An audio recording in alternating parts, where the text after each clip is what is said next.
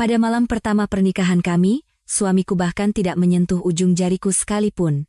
Saat itu, kupikir dia hanya kelelahan. Namun, beberapa hari berlalu, dia tidak pernah sekalipun menatapku. Saat aku menyingkap selimut karena curiga, sebuah kebenaran yang mengejutkan mulai terungkap. Cerita dimulai. Angin senja di akhir musim hujan menerbangkan daun-daun kering di taman gedung pernikahan saat Laras merasakan tangannya yang memegang buket bunga bergetar. Aroma mawar menyeruak, namun hatinya lebih dipenuhi kegelisahan daripada kebahagiaan. Maklum saja, ini adalah pernikahan yang ia jalani di usianya yang ke-38. Mbak pengantin, silakan lewat sini. Mengikuti arahan dari wedding planner, Laras berjalan di koridor. Suara hak sepatunya yang beradu dengan lantai marmer terdengar begitu keras. Begitu pula desir gaunnya yang menyapu lantai. Saat pintu ruang rias dibuka, ia melihat pantulan dirinya dalam gaun putih di cermin. Riasannya sempurna, tetapi ketegangan di matanya tak bisa disembunyikan. Pintu utama gedung pernikahan terbuka dan lagu prosesi mengalun. Laras berjalan perlahan. Para tamu di kedua sisi menoleh untuk menatapnya. Ia bisa merasakan tatapan para kerabat. Laras mengangkat kepalanya dan menatap ke pelaminan. Di sana, Bima berdiri mengenakan tuxedo hitam. Di usianya yang ke-40, penampilannya tenang dan rapi, tetapi entah kenapa terlihat kaku. Selama prosesi pernikahan, Laras menggenggam tangan Bima. Ia merasakan telapak tangannya basah oleh keringat. Pasti dia gugup, pikir Laras. Kedua mempelai, silakan saling memasangkan cincin. Sesuai arahan MC, Bima memasangkan cincin ke jari Laras. Namun, tangannya gemetar halus. Laras pun memasangkan cincin ke jari Bima. Sekarang, silakan berciuman. Bima dengan hati-hati mengangkat tudung Laras. Lalu, ia mengecup bibirnya singkat. Hanya sesaat. Tepuk tangan pun membahana. Setelah prosesi selesai, tiba waktunya sesi foto. Oke, pengantin pria dan wanita, silakan berdiri di sini. Fotografer memberikan arahan dengan suara ceria. Laras dan Bima berdiri di depan area foto. Latar belakangnya penuh dengan dekorasi bunga putih dan merah muda. Mas pengantin, bisa tolong berdiri lebih dekat dengan Mbak pengantin? Bima mengambil satu langkah mendekati Laras. Namun, cara berjalannya terasa aneh. Lebih hati-hati dari biasanya, seolah takut terluka, ia melangkah setapak demi setapak. Bagus. Sekarang, pose yang natural saja.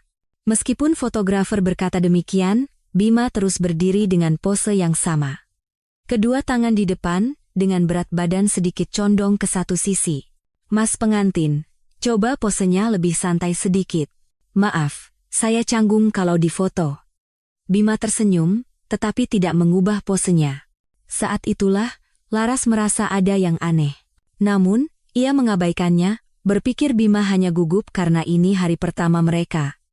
Saat itu ia tidak tahu bahwa pose itu bukanlah kebiasaan, melainkan sebuah perisai. Baiklah, kita ambil beberapa foto lagi. Sesi foto berlanjut. Bima mempertahankan pose yang sama sampai akhir. Kedua tangan di depan, dengan berat badan sedikit condong ke kanan. Setelah sesi foto selesai dan saat berjalan menuju ruang resepsi, Laras berjalan di samping Bima. Langkah Bima lebih lambat dari biasanya. Ia melangkah, berhenti sejenak, lalu melangkah lagi. Kisah cinta mereka dimulai 2 bulan yang lalu. Di usianya yang ke-36, Laras ditinggalkan oleh pria yang sudah bertunangan dengannya. Di tengah persiapan pernikahan, pria itu tiba-tiba memutus kontak. Ditinggalkan tanpa penjelasan yang layak, Laras sempat takut untuk bertemu orang baru. Kemudian, melalui seorang teman, ia bertemu Bima. Saya juga pernah gagal sekali, kata Bima jujur pada pertemuan pertama mereka. Ia bercerita bahwa di usianya yang ke-37, ia putus dengan orang yang sangat ia cintai, dan sejak itu ia hidup sendiri. Laras merasakan luka yang serupa dalam nada bicara Bima yang tenang. Keduanya tinggal di kota yang berbeda. Laras bekerja di Jakarta, sementara Bima di sebuah kota kecil di Bogor. Jadi, pada hari kerja mereka lebih sering berkomunikasi lewat telepon dan bertemu sebentar di akhir pekan.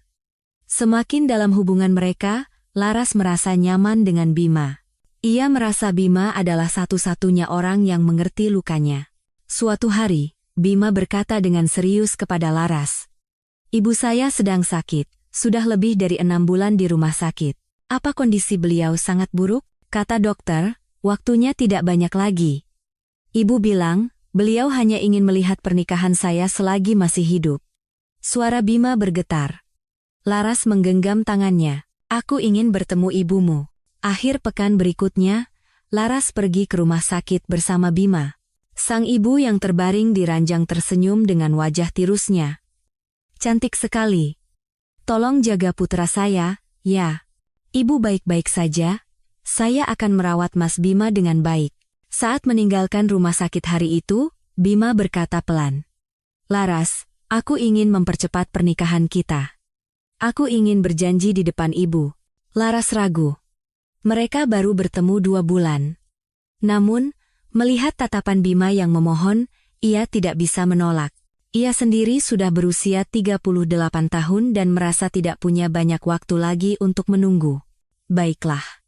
Sampaikan kabar gembira ini pada ibumu."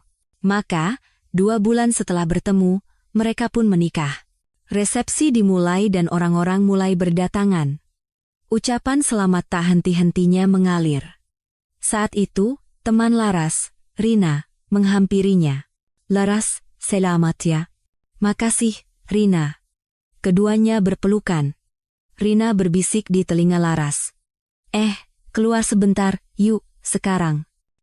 Sebentar." Rina menarik tangan Laras ke koridor. Koridor itu sepi. Suara tawa orang-orang terdengar dari kejauhan. "Hei, Laras." Rina menatap Laras dengan wajah serius. "Kamu benar-benar tidak apa-apa.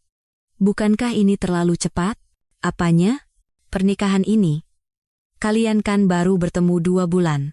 Laras melihat tatapan khawatir Rina. "Aku tahu. Tapi ibu Mas Bima sakit parah. Aku mengerti perasaan itu. Tapi tetap saja, pernikahan itu harus dipikirkan matang-matang. Kamu harus mengenal orangnya dulu sebelum menikah." "Rina, usiaku juga sudah tidak muda lagi. Aku merasa kalau menunggu lebih lama, kesempatannya tidak akan datang lagi." Rina memegang bahu Laras. "Hei, kamu lupa betapa menderitanya kamu waktu itu? Bagaimana kalau kejadian seperti itu terulang lagi? Kali ini berbeda. Mas Bima orang baik. Aku tahu dia orang baik. Tapi 2 bulan itu terlalu singkat." Rina menghela napas. "Baiklah, ini keputusanmu, jadi aku tidak akan ikut campur. Tapi kalau ada sesuatu yang aneh, langsung beritahu aku, jangan dipendam sendiri." "Janji?" "Iya, terima kasih." Laras memeluk Rina. Namun, kata-kata Rina meninggalkan sedikit kegelisahan di hatinya. Malam harinya, mereka kembali ke rumah baru mereka. Sebuah apartemen kecil yang sudah disiapkan Bima. Setelah membereskan barang dan mandi, waktu sudah menunjukkan pukul 11 malam. Saat berbaring berdampingan di tempat tidur, jantung Laras berdebar kencang. Ini malam pertama mereka. Namun, Bima perlahan membalikkan badan dan memunggunginya. "Pasti lelah sekali hari ini, ya? Istirahatlah yang nyenyak, Laras." "Iya. Mas Bima juga." Laras merasa ada yang aneh, tetapi tidak mengatakan apa-apa. Ia hanya menatap punggung suaminya dan memejamkan mata. Namun, ia tidak bisa tidur. Hanya suara napas Bima yang teratur yang mengisi keheningan kamar. Malam itu, Laras merasakan kegelisahan yang tak bisa dijelaskan.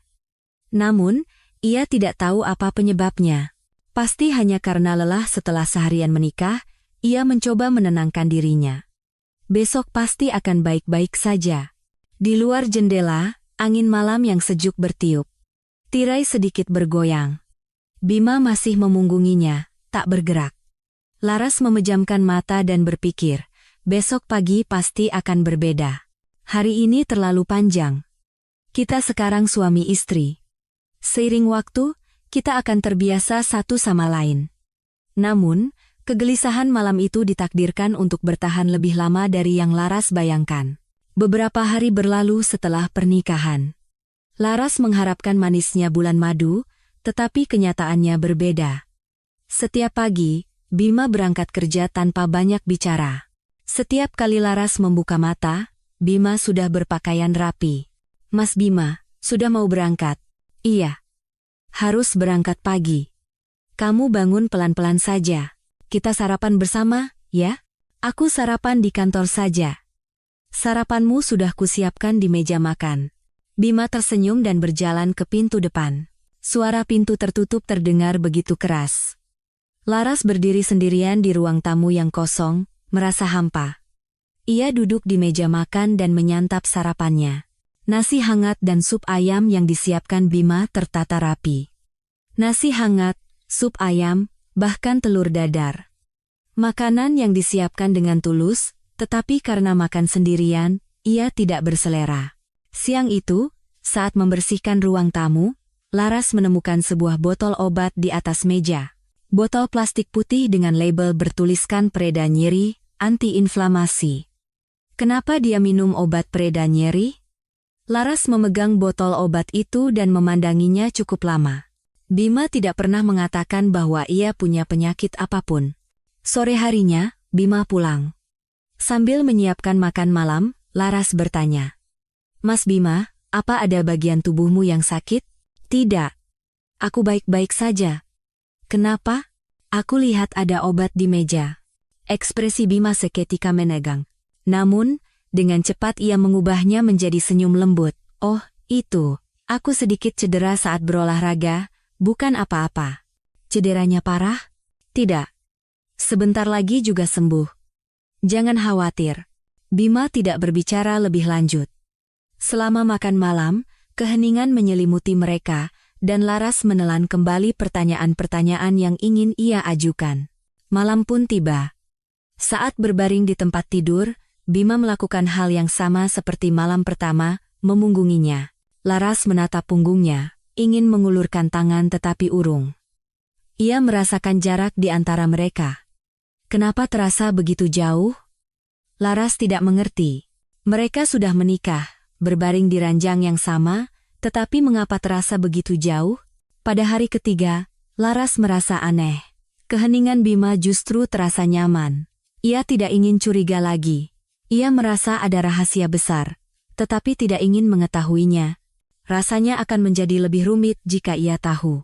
Namun, sore itu, selembar foto yang tak sengaja ia lihat membuat hatinya dingin. Saat merapikan foto-foto pernikahan, ia menemukan selembar foto.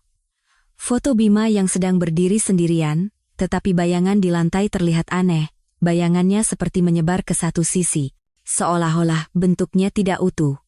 Laras memegang foto itu dan memandanginya lama, jantungnya mulai berdebar kencang. Apa ini? Kenapa bayangannya aneh begini? Namun, ia segera menggelengkan kepala. Pasti hanya salah foto. Mungkin karena sudut cahayanya. Laras menenangkan dirinya sambil memasukkan foto itu ke dalam album.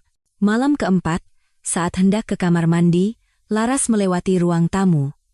Di ruang tamu yang gelap, ada secercah cahaya redup. Bima sedang duduk di sofa.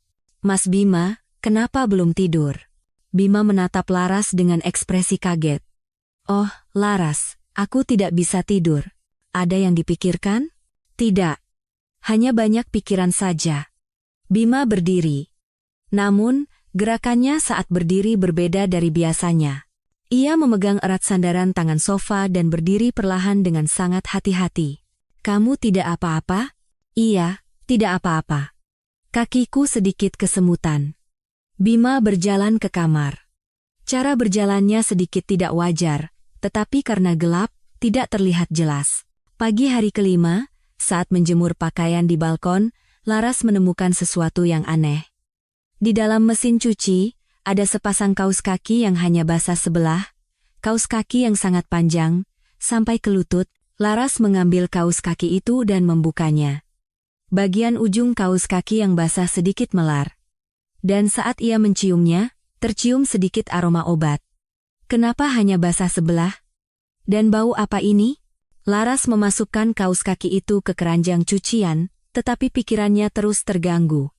Kegelisahan yang tak bisa dijelaskan menyelimutinya. Pada hari ke-6, saat membersihkan rumah, Laras membuka lemari pakaian di kamar tidur. Pakaian Bima tergantung rapi. Jas, kemeja, celana. Saat merapikan pakaian, ia menemukan sebuah buku catatan kecil yang jatuh di lantai, buku catatan kecil dengan sampul kulit hitam. Laras mengambilnya dan membukanya. Di halaman pertama tertulis, Jurnal Rehabilitasi. Jurnal Rehabilitasi. Saat hendak membalik ke halaman berikutnya, Laras berhenti. Ia merasa tidak pantas melihat barang pribadi suaminya diam-diam. Laras meletakkan kembali buku catatan itu ke dalam lemari. Namun, kata jurnal rehabilitasi terus terngiang di kepalanya. Rehabilitasi? Kenapa ada jurnal rehabilitasi? Malam ke-7, Laras menelepon temannya, Rina. Halo, Rina? Oh, Laras. Ada apa? Aku merasa aneh. Apanya? Laras ragu sejenak, lalu berkata. Suamiku sepertinya menyembunyikan sesuatu dariku. Menyembunyikan? Apa? Aku tidak tahu pasti, hanya perasaan saja. Dia minum obat, ada kaus kaki aneh, dan semacam jurnal rehabilitasi. Rina menghela napas.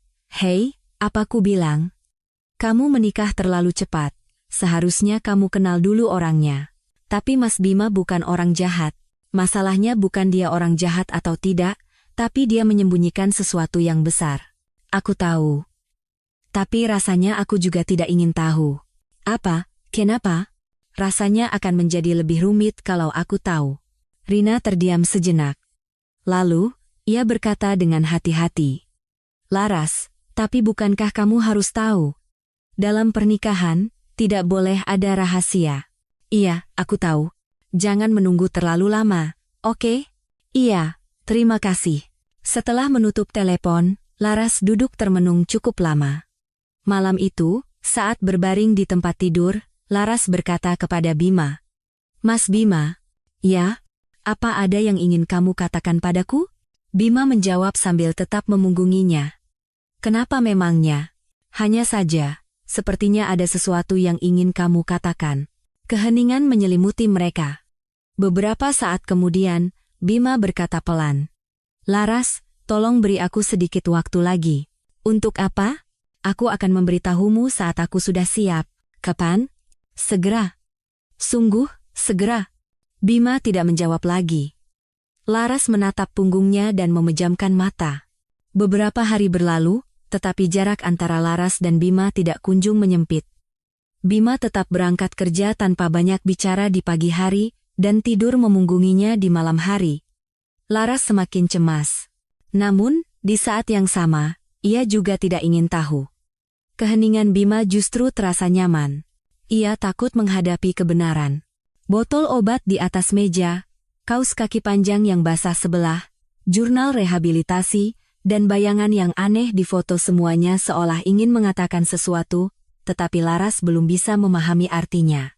Di luar jendela, angin sejuk bertiup. Suara daun-daun yang gugur terdengar. Musim berganti menuju puncak musim hujan. Beberapa hari berlalu, jarak di antara mereka tidak kunjung teratasi, lebih dari seminggu berlalu, situasinya tidak membaik. Justru semakin aneh. Setiap pagi, Laras bangun sendirian dan duduk di meja makan. Sambil menyantap sarapan yang disiapkan Bima, ia sering menatap kursi kosong di seberangnya. Sudah lebih dari 10 hari menikah, tetapi mereka belum pernah sekalipun sarapan bersama. Pada hari ke-11, Laras bertanya pada Bima. Mas Bima, apa ada masalah akhir-akhir ini? Masalah apa? Bima berhenti membaca buku dan menatap Laras. Hanya saja, kamu terlihat lelah dan seperti ada yang dipikirkan. Tidak. Aku baik-baik saja. Sungguh? Kamu bisa cerita padaku? Laras, aku sungguh baik-baik saja. Jangan khawatir. Bima kembali mengalihkan pandangannya ke buku. Laras tidak bisa bertanya lebih jauh. Ia merasa Bima sedang menghindari percakapan. Malam itu, Laras tidak bisa tidur dan terus gelisah. Bima yang berbaring di sebelahnya, seperti biasa, memunggunginya. Suara napasnya teratur, tetapi entah ia benar-benar tidur atau tidak. Apa yang sebenarnya dia sembunyikan? Laras menatap langit-langit kamar, tenggelam dalam pikirannya. Keanehan-keanehan yang ia temukan selama 10 hari terakhir terlintas satu persatu.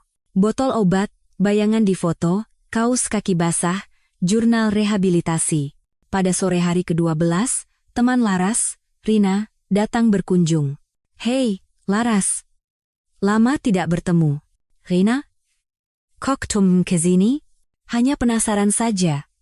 "Bagaimana kabar pengantin baru?" Keduanya duduk di sofa ruang tamu. Setelah Laras menyajikan teh, Rina menyesapnya sekali lalu bertanya. "Suamimu sudah berangkat kerja?" "Iya." "Bagaimana kabarmu? Baik-baik saja?" Laras ragu sejenak, lalu menjawab. "Iya, baik-baik saja." "Kenapa suaramu begitu? Ada masalah?" "Tidak. Hanya sedikit lelah." Rina menatap Laras lekat-lekat. "Hei, aku ini siapa? Aku tahu kalau kamu berbohong." "Ada apa?" Laras menghela napas. "Rina, suamiku sepertinya menyembunyikan sesuatu dariku." "Lagi?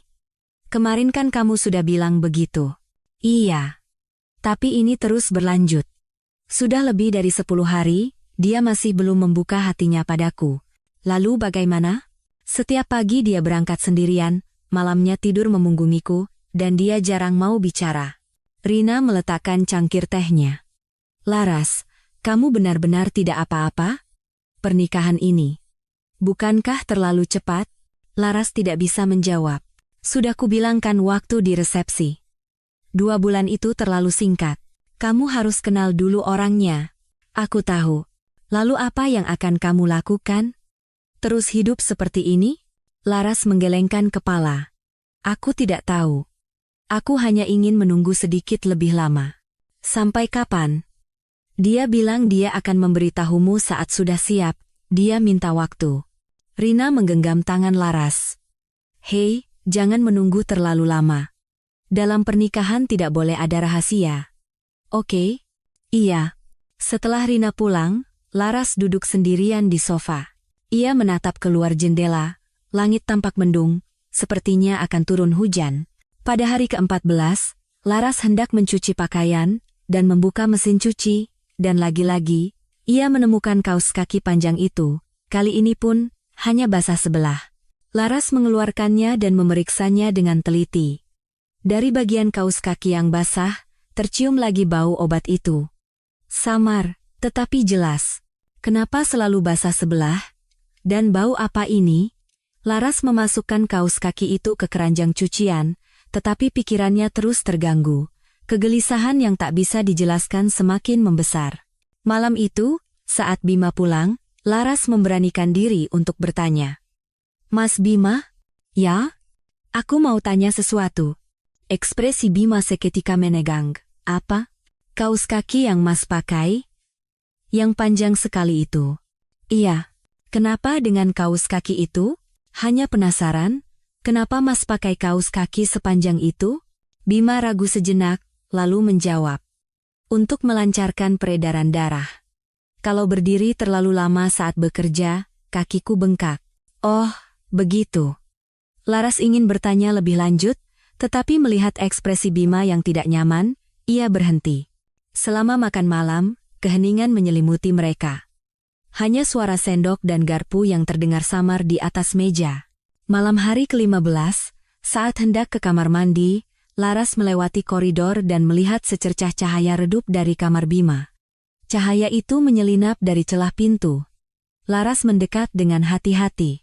Ia mengintip dari celah pintu dan melihat Bima duduk di depan meja kerjanya, sedang menulis sesuatu. Sesaat kemudian, Bima berdiri. Namun, caranya berdiri berbeda dari biasanya. Ia memegang erat meja dan berdiri perlahan, dengan sangat hati-hati. Laras menahan napas. Bima berjalan perlahan di dalam kamar. Caranya melangkah setapak demi setapak seperti orang yang baru belajar berjalan. Kenapa dia berjalan seperti itu? Laras ingin melihat lebih lama, tetapi takut ketahuan. Ia segera pergi ke kamar mandi. Saat kembali berbaring di tempat tidur, ia tidak bisa tidur. Pemandangan yang baru saja ia lihat terus berputar di kepalanya. Pada hari ke-16, Laras memutuskan. Ia tidak bisa menunggu lebih lama lagi. Ia harus mencari tahu sesuatu. Sore itu, setelah Bima berangkat kerja, Laras memeriksa kembali seisi rumah. Kali ini, Ia membuka laci di kamar tidur. Di dalam laci, ada barang-barang pribadi Bima. Dompet, jam tangan, pulpen. Dan di sudut, ada selembar foto kecil. Laras mengambil foto itu. Foto Bima di masa mudanya bersama seseorang. Ia tersenyum cerah, namun, bagian bawah foto itu sobek. Seolah-olah, seseorang telah dihapus. Kapan foto ini diambil? Kenapa sobek? Laras meletakkan kembali foto itu ke dalam laci, namun, di hatinya, pertanyaan semakin menumpuk. Sore harinya, saat Bima pulang, Laras bertanya lagi. Mas Bima, apa benar tidak ada yang ingin kamu katakan padaku? Bima berhenti melepas sepatu di depan pintu dan menatap Laras. Kenapa kamu terus bertanya seperti itu? Hanya saja. Sepertinya Mas menyembunyikan sesuatu. Laras. Suara Bima bergetar. Aku tidak menyembunyikan apa-apa, aku hanya belum siap untuk bicara. Kapan Mas akan siap? Zekera. Tolong beri aku sedikit waktu lagi. Bima masuk ke kamarnya. Laras ditinggalkan sendirian di ruang tamu.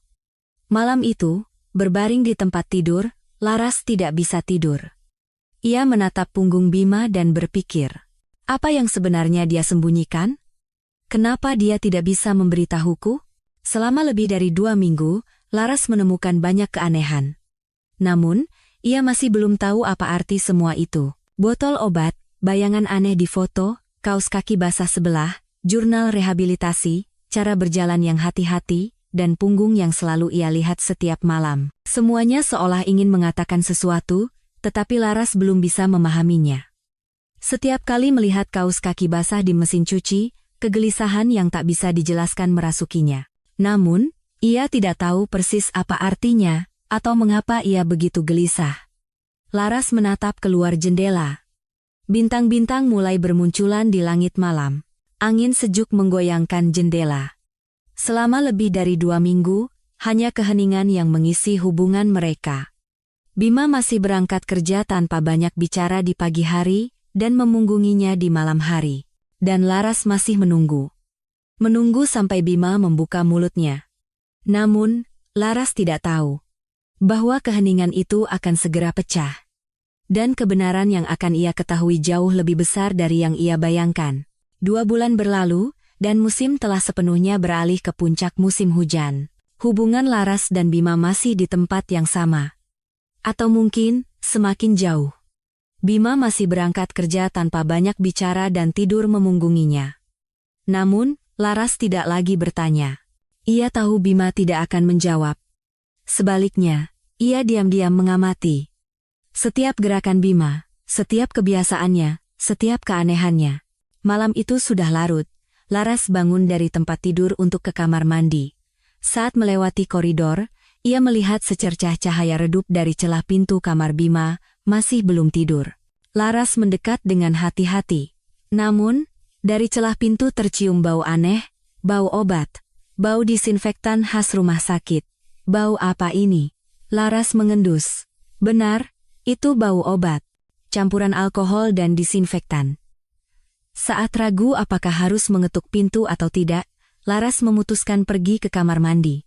Saat keluar dari kamar mandi, terdengar suara kecil dari kamar Bima. Seperti suara sesuatu yang jatuh, Laras berdiri di depan pintu. Hendak mengetuk, tetapi berhenti. Dari dalam, terdengar suara erangan Bima. Oh, erangan kecil, tetapi jelas. Suara kesakitan. Mas Bima, Laras mengetuk pintu. Kamu tidak apa-apa? Dari dalam terdengar suara gerakan tergesa-gesa. Sepertinya Bima sedang membereskan sesuatu dengan terburu-buru. Iya, tidak apa-apa. Suara Bima terdengar, tetapi berbeda dari biasanya. Bergetar. Buka pintunya. Aku khawatir. Tidak apa-apa. Aku akan segera keluar. Laras berdiri menunggu di depan pintu. Beberapa saat kemudian, pintu terbuka. Bima keluar dengan wajah pucat. Keringat membasahi dahinya. Kamu benar tidak apa-apa? Iya. Hanya sakit perut sedikit. Perlu ke rumah sakit? Tidak. Minum obat juga sembuh. Bima melewati Laras dan masuk ke kamar tidur. Laras melirik sekilas ke dalam kamar yang baru saja ditinggalkan Bima. Bau obat itu masih menyengat di dalam. Saat kembali ke tempat tidur, Bima sudah berbaring. Tentu saja, memunggunginya. "Mas Bima, kamu sungguh baik-baik saja?" "Iya." "Tidurlah. Kamu juga harus tidur." Laras tidak bertanya lebih jauh. Namun, ia tidak bisa tidur. Bau obat yang baru saja ia cium terus terngiang di hidungnya. Apa yang sebenarnya dia lakukan? Kenapa ada bau obat? Keesokan paginya, Bima berangkat lebih pagi dari biasanya. Saat Laras bangun, Bima sudah tidak ada di rumah. Di atas meja makan, hanya ada secarik catatan kecil. "Aku berangkat pagi. Sampai jumpa nanti malam." "Bima." Laras meremas catatan itu. Ia marah. Kemarin Bima terlihat begitu kesakitan. Kenapa ia tidak ke rumah sakit dan malah berangkat kerja? Siang itu, Laras memutuskan untuk membersihkan kamar Bima. Bau semalam masih mengganggunya. Saat masuk ke dalam kamar, bau obat itu masih tercium samar. Laras membuka jendela untuk sirkulasi udara. Angin musim hujan yang dingin masuk ke dalam kamar. Saat membersihkan, ia melongok ke bawah tempat tidur. Ada tumpukan debu, dan di antara debu itu, terlihat sesuatu yang putih. Laras mengulurkan tangan dan mengambilnya. Itu adalah perban putih. Perban bekas pakai yang sudah usang. Di salah satu ujungnya, ada sedikit noda darah. Apa ini? Kenapa ada perban di bawah tempat tidur? Laras membuka gulungan perban itu. Cukup panjang. Dan di bagian tengahnya, terlihat bekas pemakaian yang paling sering. Bau obat juga tercium samar. Apa Mas Bima terluka? Terluka di mana sampai pakai perban sepanjang ini? Laras hendak meletakkan kembali perban itu ke bawah tempat tidur, tetapi berhenti. Jika ia meletakkannya kembali, Bima akan tahu ia sudah melihatnya. Laras meletakkan perban itu dengan hati-hati di tempat semula. Namun, kini ia yakin. Bima pasti terluka di suatu tempat. Dan lukanya parah. Karena itu ia memakai perban, minum obat, dan merawatnya sendirian setiap malam. Tapi kenapa dia tidak ke rumah sakit? Kenapa dia tidak memberitahuku? Sore harinya, Bima pulang. Sambil menyiapkan makan malam, Laras bertanya dengan hati-hati. "Mas Bima, kemarin kamu sakit parah, ya?" "Tidak. Aku baik-baik saja. Hari ini bagaimana?" "Sudah baikan. Jangan khawatir." Bima tersenyum, tetapi wajahnya masih terlihat lelah. "Mas Bima, apa ada bagian tubuhmu yang terluka?" Tangan Bima seketika berhenti. Tangan yang hendak menuang air berhenti di udara. "Kenapa kamu bertanya seperti itu?" "Hanya saja, belakangan ini kamu terlihat sangat menderita." "Tidak. Aku baik-baik saja." "Sungguh?" "Iya, sungguh." Bima seolah tidak ingin melanjutkan percakapan dan masuk ke kamarnya. Malam itu, Laras lagi-lagi tidak bisa tidur sampai larut malam. Perban yang ia temukan di bawah tempat tidur terus berputar di kepalanya. Terluka di mana sebenarnya? Kenapa dia menyembunyikannya? Sekitar pukul 10 malam, Laras merasa haus dan pergi ke dapur. Saat minum air dan kembali, ia melihat lagi cahaya dari kamar Bima. Laras mendekat diam-diam. Dari celah pintu, ia melihat Bima duduk di depan meja kerja. Ia sedang melakukan sesuatu, tetapi tidak terlihat jelas karena sudutnya. Tiba-tiba, Bima menundukkan kepala. Dan lagi-lagi, ia mengerang. Laras menahan napas. Bima memegang erat meja. Sepertinya sedang menahan sakit. Beberapa saat kemudian, Bima mengangkat kepala lagi.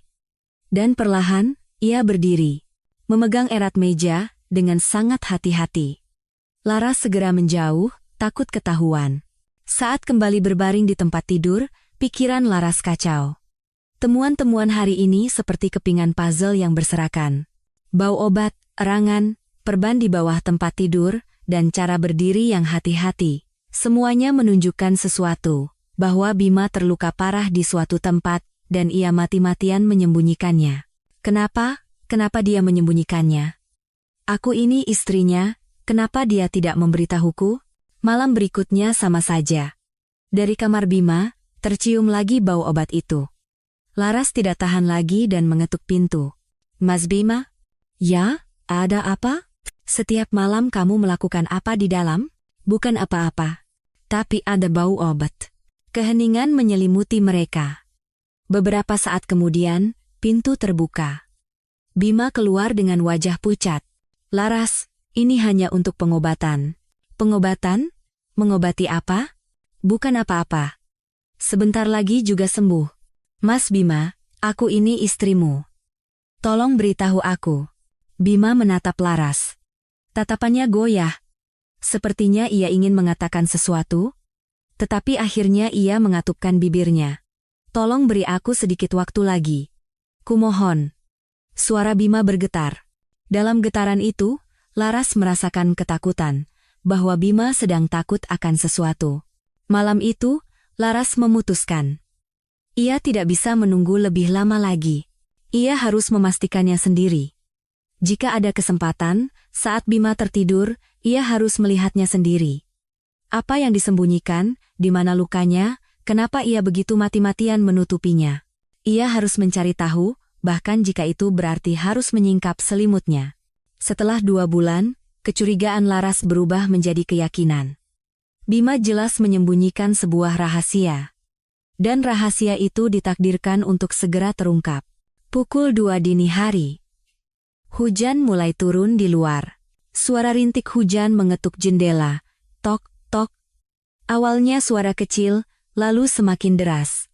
Laras terbangun. Ia membuka mata dan melihat langit-langit kamar. Cahaya redup lampu jalan menyelinap melalui celah tirai, menciptakan bayangan yang bergoyang di langit-langit. Ia menoleh ke samping. Bima tertidur lelap. Tentu saja, memunggunginya. Napasnya teratur.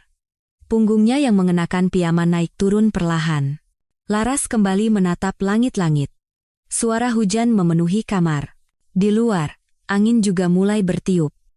Terdengar suara ranting pohon yang mengenai jendela. Di luar gelap gulita. Kegelapan malam musim hujan menyelimuti rumah. Hanya cahaya lampu jalan yang samar, sangat samar, menyelinap melalui celah tirai. Laras menatap punggung Bima. Selimut menutupi tubuhnya, dari bahu sampai ujung kaki, tertutup rapat. Pemandangan yang sama seperti biasanya. Namun, hari ini berbeda. Kecurigaan yang menumpuk selama 2 bulan terakhir menekan hatinya.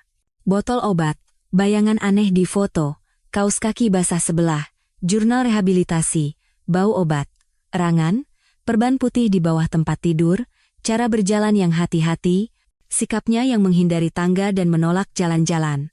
Semuanya seolah ingin mengatakan sesuatu. Namun, Laras masih belum tahu apa itu. Aku harus memastikannya hari ini. Laras merasakan jantungnya berdebar kencang. Dadanya bergemuruh. Tangannya bergetar. Bibirnya kering. Ia mencoba membasahi bibirnya dengan lidah, tetapi langsung kering lagi. Namun, ia tidak bisa menunggu lebih lama. Ia sudah bersabar dan menunggu selama lebih dari 2 bulan. Sekarang, ia harus tahu. Laras dengan hati-hati bangkit. Ia bergerak sangat perlahan agar tidak membangunkan Bima. Ia berhati-hati agar pegas tempat tidur tidak berderit. Ia memindahkan berat badannya perlahan dan duduk. Di luar, suara hujan semakin deras. Suara guntur juga terdengar samar. Guntur rendah yang menggema dari kejauhan. Laras berlutut dan menatap Bima. Bima masih tertidur lelap, napasnya masih teratur. Sesekali ia sedikit mendengkur. Laras menatap wajah Bima. Wajahnya yang tertidur tampak damai. Tidak ada ekspresi tegang seperti yang biasa ia lihat di siang hari, kerutan di dahinya pun hilang. Maafkan aku, Mas Bima. Tapi aku harus tahu. Laras mengulurkan tangannya. Ujung jarinya menyentuh ujung selimut. Ia merasakan sentuhan kain yang dingin. Kain selimut yang lembut, tetapi di tangan Laras saat ini terasa sedingin es. Jantungnya berdebar lebih kencang. Begitu kencang sampai ia sulit bernapas. Terdengar suara gemuruh di telinganya. Suara detak jantungnya sendiri. Laras perlahan memegang selimut. Dengan ibu jari dan telunjuk, ia menjepit ujung selimut. Sangat perlahan, agar tidak menimbulkan suara. Suara hujan semakin deras, angin menggoyangkan jendela.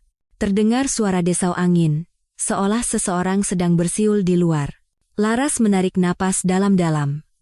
Dan perlahan, sangat perlahan, ia mulai mengangkat selimut. Pertama, terlihat kaki Bima. Kaki kanannya. Ia mengenakan kaos kaki. Kaos kaki katun hitam. Kaki yang normal. Bentuk jari-jari kakinya sedikit terlihat dari balik kaos kaki. Laras terus mengangkat selimut. Lebih perlahan.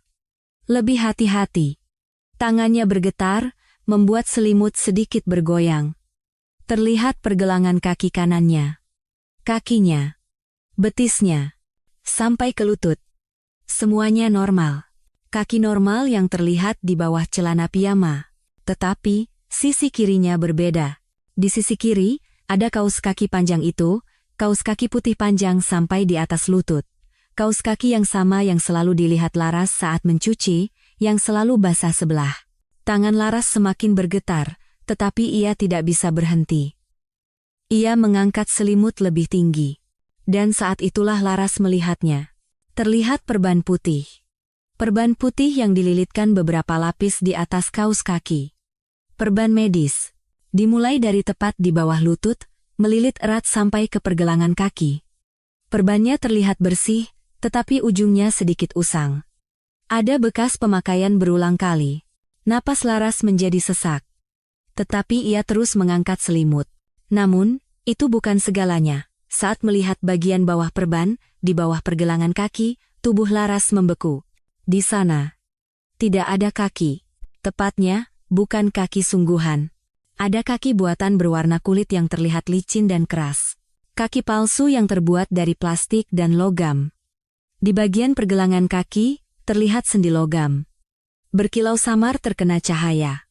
Bentuk jari-jari kaki juga ada, tetapi bukan jari kaki sungguhan.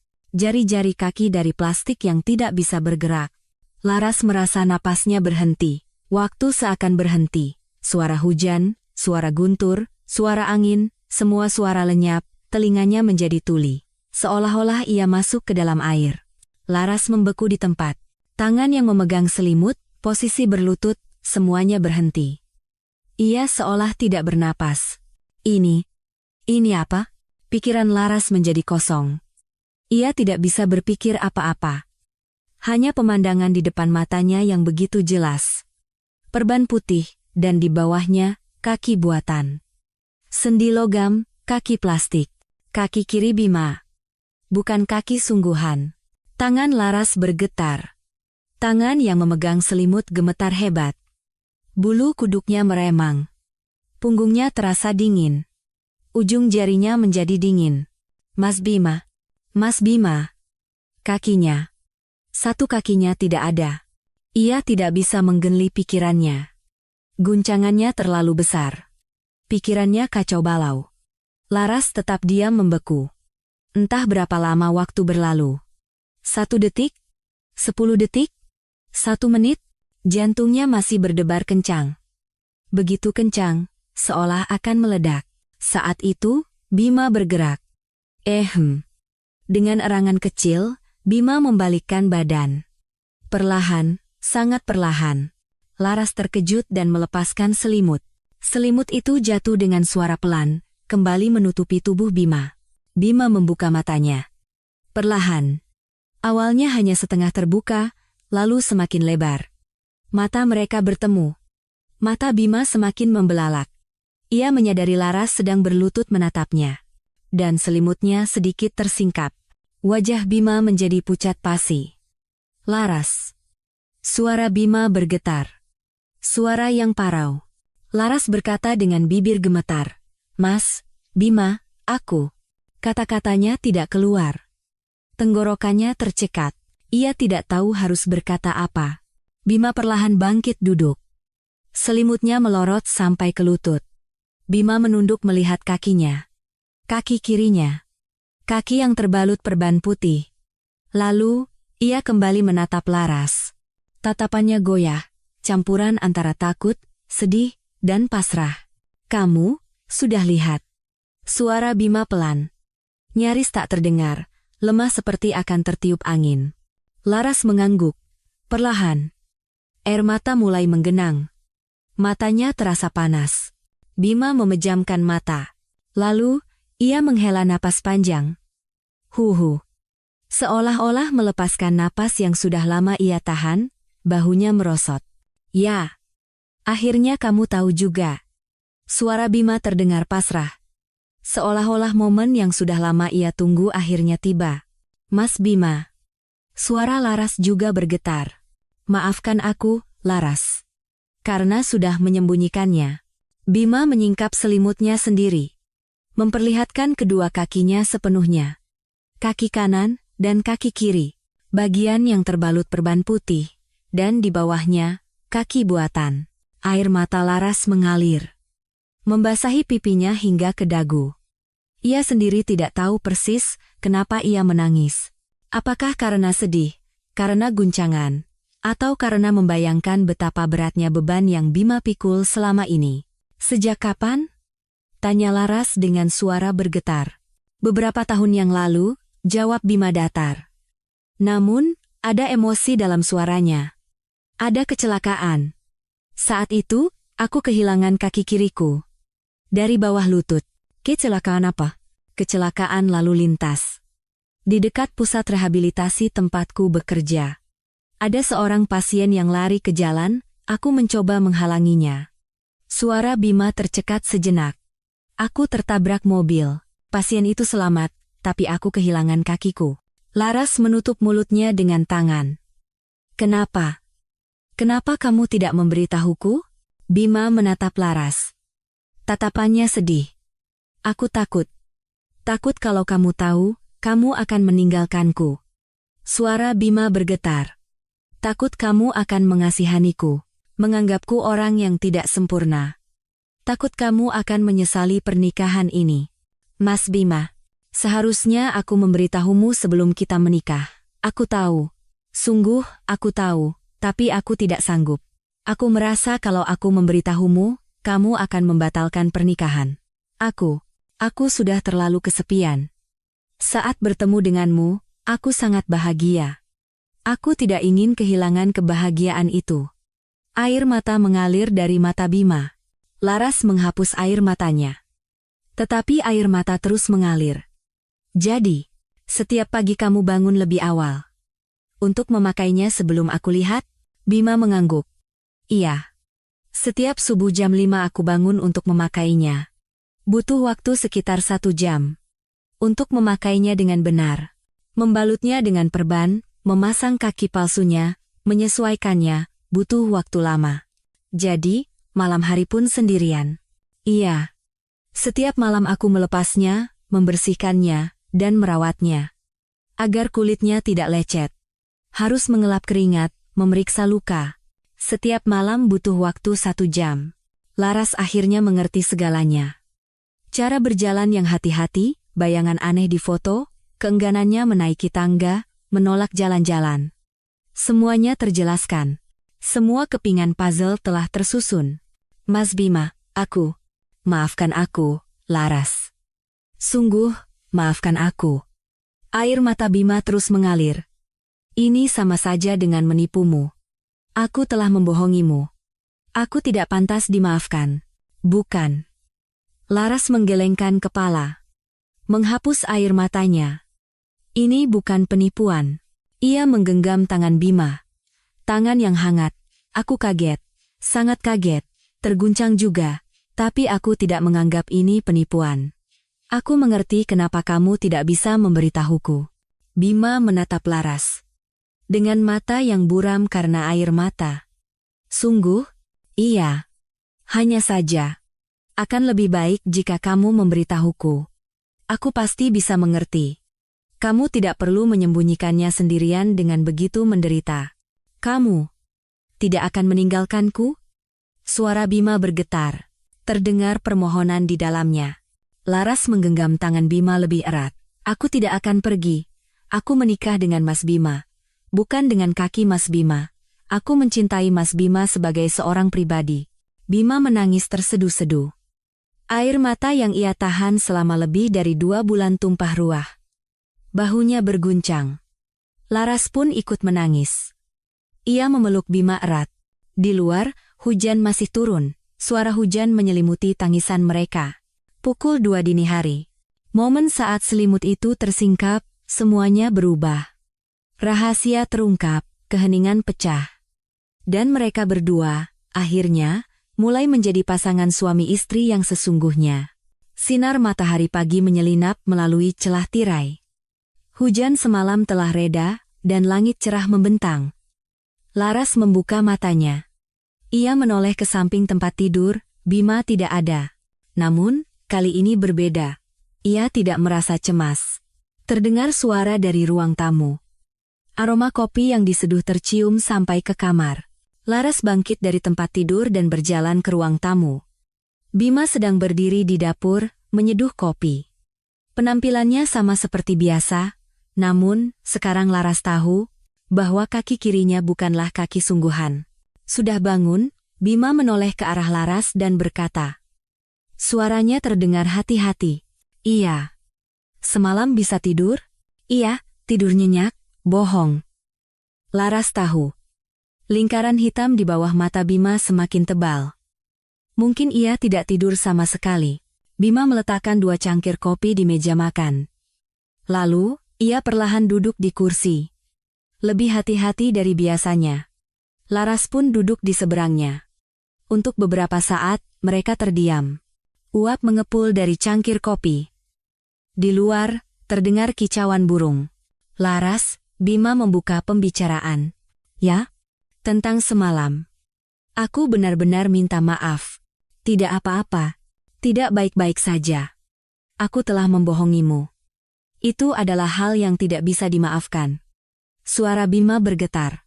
Tangan yang memegang cangkir kopi juga sedikit gemetar. Mas Bima, Laras mengulurkan tangannya di atas meja dan menutupi tangan Bima. Aku tidak marah. Tapi aku kaget. Terguncang juga. Tapi sekarang aku mengerti kenapa kamu tidak bisa memberitahuku. Bima menatap Laras. Tatapannya penuh tanya. Sungguh? Kamu benar-benar tidak marah? Iya. Justru aku yang minta maaf. Kamu? Kenapa? Karena aku membiarkanmu menanggungnya sendirian dengan begitu berat. Seandainya aku bisa lebih mendekat, membuatmu lebih nyaman, mungkin kamu bisa memberitahuku. Suara Laras juga bergetar. Mata Bima berkaca-kaca. Laras. Terima kasih. Sungguh. Terima kasih. Tidak perlu berterima kasih. Aku kan istrimu. Keduanya duduk berpegangan tangan cukup lama. Kopi mereka mulai dingin, tetapi tidak ada yang peduli. Beberapa saat kemudian, Bima berkata pelan. Bolehkah aku bercerita? Iya. Tentang diriku. Bagaimana aku kehilangan kaki, dan bagaimana aku hidup setelahnya. Aku ingin memberitahumu. Laras mengangguk. Ceritakanlah. Aku ingin mendengarnya. Bima menyesap kopinya sekali. Lalu, ia mulai bercerita perlahan. 3 tahun yang lalu. Saat usiaku 37 tahun. Suara Bima tenang, tetapi ada getaran di dalamnya. Saat itu, aku bekerja di pusat rehabilitasi yang sama seperti sekarang, sebagai fisioterapis. Setiap hari aku membantu pasien rehabilitasi. Pasti pekerjaan yang berat, tapi memuaskan. Melihat pasien sedikit demi sedikit membaik, aku sangat senang. Bima berhenti sejenak. Ia menatap keluar jendela. Hari itu juga hari yang biasa, musim kemarau. Cuacanya sangat bagus. Langit cerah, dan angin sepoi-sepoi. Suara Bima merendah. Saat jam pulang kerja, aku keluar dari gedung. Saat hendak menyeberang di zebra cross depan gedung, aku melihat seorang pasien. Pak Suryo, salah satu pasien yang kutangani. Ya, kakek itu tiba-tiba lari ke jalan tanpa melihat lampu lalu lintas. Beliau sedikit pikun, jadi sesaat tidak bisa berpikir jernih. Tangan Bima bergetar. Ada mobil yang datang. Dengan kecepatan tinggi. Tanpa berpikir panjang, aku berlari. Mendorong kakek itu. Kakek itu jatuh, tapi selamat. Tapi, Mas Bima? Iya. Aku tidak sempat menghindar. Mobil itu menabrak kaki kiriku. Bima memejamkan mata. Sepertinya sedang mengenang momen itu. Aku pingsan. Saat sadar, Aku sudah di rumah sakit, tepat setelah keluar dari ruang operasi. Pasti sangat sakit. Sakit. Sangat sakit. Tapi yang lebih berat adalah kata-kata dokter. Suara Bima semakin pelan. Kakinya tidak bisa diselamatkan. Kami harus mengamputasi di bawah lutut. Saat mendengar itu, duniaku seakan runtuh. Laras menggenggam tangan Bima lebih erat.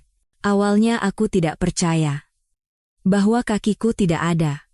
Ada yang namanya phantom limb pain, rasa sakit di kaki yang sudah tidak ada. Setiap malam aku terbangun karena kakiku sakit, tapi saat kulihat, kakinya tidak ada. Itu sangat berat. Air mata mengalir dari mata Bima. Rehabilitasi juga berat. Belajar memakai kaki palsu, belajar berjalan lagi. Seperti bayi yang baru belajar berjalan. Jatuh lagi, berkali-kali. Tapi sekarang Mas berjalan dengan baik. Butuh waktu 1 tahun. Untuk bisa berjalan dengan benar, setiap hari aku berlatih. Bangun pagi, memakai kaki palsu, berlatih sepanjang hari, melepasnya di malam hari. Aku mengulangi proses itu selama 1 tahun. Bima menyesap kopinya lagi. Yang paling berat adalah pandangan orang-orang. Pandangan? Iya. Semua orang menatapku dengan kasihan. Kasihan ya, masih muda. Malang sekali nasibnya. Pasti berat ya. Setiap kali mendengar kata-kata itu, hatiku sakit. Aku tidak ingin menjadi orang yang dikasihani. Suara Bima terdengar getir. Jadi, aku menghindari orang. Aku tidak suka keluar rumah, tidak suka bertemu siapapun, aku hanya di rumah saja. Jadi, pacaran juga. Iya. Aku tidak pacaran. Atau lebih tepatnya, tidak mau. Kalau bertemu seseorang, suatu saat aku harus menceritakan ini, kan? Aku takut. Bagaimana reaksi orang itu? Apakah dia akan pergi? Bima menatap Laras. Lalu, aku bertemu denganmu. Laras pun menatap Bima. Saat bertemu denganmu, setelah sekian lama, aku merasa bahagia. Kamu mengerti lukaku. Karena kamu juga punya luka, kita bisa saling menghibur. Aku juga merasakan hal yang sama. Tapi aku tidak bisa memberitahumu tentang kakiku. Aku merasa kalau aku memberitahumu, kamu akan pergi. Jadi aku menyembunyikannya. Terus menyembunyikannya. Suara Bima bergetar. Saat kita harus menikah cepat karena ibuku sakit, aku tahu aku harus memberitahumu. Tapi aku tidak sanggup. Aku ingin berjanji di depan ibuku, dan aku ingin hidup bersamamu. Jadi, aku menikah begitu saja. Mas Bima. Setelah menikah pun, setiap hari aku cemas. Aku tahu suatu saat akan ketahuan. Jadi aku semakin hati-hati. Bangun subuh, merawatnya sendirian di malam hari, tidur memunggungimu. Berat, tapi tidak ada pilihan lain. Bima menunduk, tapi semalam, ketahuan juga. Hal yang paling kutakutkan terjadi. Keheningan menyelimuti mereka. Laras menggenggam tangan Bima erat. Mas Bima, angkat kepalamu. Bima perlahan mengangkat kepalanya. Aku tidak akan pergi. Zonggu? Iya, Zonggu. Kamu orang yang berani. Kamu kehilangan kaki karena menyelamatkan orang lain. Dan kamu bertahan melalui rehabilitasi yang berat selama 1 tahun. Kamu bangkit lagi. Betapa hebatnya itu. Suara Laras bergetar. Kamu orang yang utuh. Tidak punya 1 kaki bukan berarti tidak utuh. Keberanianmu, kehangatanmu, perhatianmu. Itulah dirimu yang sebenarnya. Itulah dirimu yang kucintai. Air mata mengalir deras dari mata Bima. Terima kasih. Sungguh, terima kasih. Mulai sekarang, jangan sembunyi-sembunyi lagi. Tidak perlu bangun subuh lagi. Tidak perlu menderita sendirian di malam hari. Aku akan membantumu. Laras. Kita ini suami istri. Kita lakukan bersama-sama. Bima bangkit dan memeluk Laras erat. Laras pun memeluk Bima. Keduanya berpelukan cukup lama. Dari luar jendela, sinar matahari yang hangat masuk, terdengar kicauan burung. Hujan semalam telah benar-benar reda, dan dunia terasa cerah dan bersih. Pagi yang sunyi diisi dengan pengakuan, dan tembok di antara mereka berdua telah runtuh. Sekarang, mereka bisa menjadi pasangan suami istri yang sesungguhnya. Bima menyeduh kopi lagi.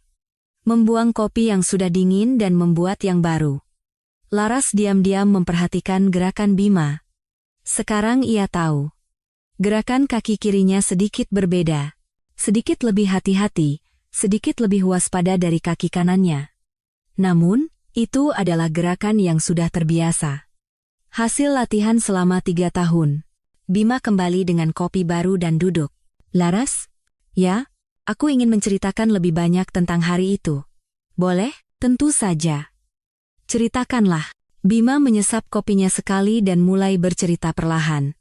Kalau dipikir-pikir, sebelum kejadian itu, aku adalah orang yang sangat biasa. Suara Bima tenang, tetapi ada nada kerinduan di dalamnya. Setiap pagi jam 6 aku bangun dan jogging. 5 kilometer. Aku suka lari. Sensasi membelah angin, sensasi berkeringat, aku suka itu. Laras mendengarkan dengan tenang. Di akhir pekan, aku juga sering mendaki gunung. Bersama teman-teman. Gunung Gede, Pangrango, Salak. Aku sudah mendaki gunung-gunung di sekitar sini. Pemandangan dari puncak sangat indah. Bima berhenti sejenak dan menatap keluar jendela. Saat itu, aku menganggapnya biasa saja. Berjalan dengan 2 kaki, berlari, menaiki tangga, semuanya biasa. Aku tidak pernah bersyukur. Semua orang begitu. Iya, semua orang begitu. Sampai mereka kehilangannya. Suara Bima merendah. Hari itu juga hari yang sangat biasa. Musim kemarau. Sekitar pertengahan Oktober, mungkin. Cuacanya sangat bagus. Langit cerah, dan daun-daun mulai berubah warna. Bima memejamkan mata. Sepertinya sedang mengenang hari itu. Pagi harinya, aku membantu pasien fisioterapi. Pak Suryo juga datang hari itu. Beliau sedang dalam masa pemulihan setelah stroke. Aku membantunya latihan berjalan. Kondisi kakek itu sudah membaik, ya? Iya, sudah sangat membaik. Awalnya beliau pakai kursi roda, tapi hari itu beliau sudah bisa berjalan hanya dengan tongkat. Aku sangat senang. Usahaku membuahkan hasil. Bima tersenyum. Namun, senyum yang sedih. Saat makan siang, aku makan bersama rekan-rekan. Di warung makan dekat pusat rehabilitasi. Aku makan soto ayam, seingatku. Enak sekali. Kami bercanda, tertawa, makan siang yang sangat biasa. Tangan Bima menggenggam cangkir kopi erat. Sore harinya, aku juga menangani pasien. Dan sekitar jam 5 sore, jam pulang kerja. Aku membereskan barang dan keluar dari gedung. Suara Bima mulai bergetar. Di depan gedung ada zebra cross. Zebra cross dengan lampu lalu lintas. Setiap hari aku menyeberang di situ. Hari itu pun sama, aku sedang menunggu lampu hijau. Laras menggenggam tangan Bima. Saat itu, aku melihat Pak Suryo. Beliau keluar dari gedung, bersama pengasuhnya. Kakek itu melihatku dan melambaikan tangan. Aku pun membalas lambaian tangannya. Bima menarik napas sejenak dan melanjutkan. Tapi tiba-tiba, kakek itu melepaskan tangan pengasuhnya dan lari ke jalan. Tanpa melihat lampu. Karena pikun, beliau sesaat tidak bisa berpikir jernih. Oh, tidak. Ada mobil yang datang. Sedan biru. Cepat sekali. Sungguh, cepat sekali. Suara Bima semakin bergetar. Tanpa pikir panjang, aku berlari. Badanku bergerak sendiri. Aku lari ke zebra cross dan mendorong kakek itu. Kakek itu jatuh ke samping. Keluar jalan. Air mata mengalir dari mata Bima, dan aku tidak sempat menghindar. Mobil itu menabrak kaki kiriku. Mas Bima. Brak. Suara yang sangat keras. Dan aku terlempar. Ke udara. Berapa meter aku terlempar, ya? Lalu aku jatuh ke tanah. Di atas aspal. Bima memejamkan mata. Sakit. Sangat sakit. Kakiku. Kaki kiriku terasa seperti terbakar. Aku berteriak, sepertinya. Aku mendengar orang-orang berteriak. Ada yang menelepon ambulans. Laras menangis sambil menggenggam tangan Bima erat. Dan aku melihat kakiku. Kaki kiriku. Suara Bima tercekat. Posisinya aneh. Arahnya aneh. Banyak darah. Sungguh. Banyak sekali. Dan aku melihat tulang. Tulang yang patah menembus kulit. Mas Bima. Kalau tidak kuat, tidak perlu dilanjutkan. Tidak apa-apa. Aku ingin menceritakannya. Aku ingin menceritakan semuanya padamu. Bima menghapus air matanya. Ambulans datang. Entah berapa lama. 10 menit. 20 menit. Aku tidak punya ganggup waktu. Petugas medis mengangkatku ke tandu. Sakit. Setiap kali digerakkan, kakiku sangat sakit. Bima minum kopinya dengan tangan gemetar. Selama di perjalanan ke rumah sakit, kesadaranku mulai kabur. Bangun, tidur, berulang kali. Petugas medis terus mengajakku bicara. Sadar, Pak. Tahan sedikit lagi. Tapi kesadaranku semakin kabur. Pasti berat sekali. Saat sampai di rumah sakit, aku hampir tidak sadar. Aku dibawa ke UGD, dan dokter-dokter mengelilingiku. Aku merasakan ada yang memotong pakaianku. Aku disuntik. Lalu aku tertidur. Bima menghela napas panjang. Saat bangun, operasi sudah selesai. Aku di ruang pemulihan. Badanku terasa sangat berat. Karena bius. Membuka mata pun sulit. Keluarga datang? Iya. Ibuku ada di sampingku. Beliau memegang tanganku dan menangis. Tidak apa-apa nak, tidak apa-apa.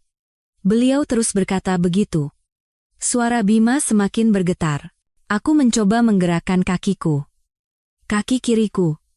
Tapi tidak bergerak. Atau lebih tepatnya, tidak terasa. Aku mencoba menyingkap selimut, tapi ibuku melarang. Saat itu kamu sudah tahu? Tidak, saat itu aku belum tahu, kupikir hanya karena diperban. Aku tertidur lagi.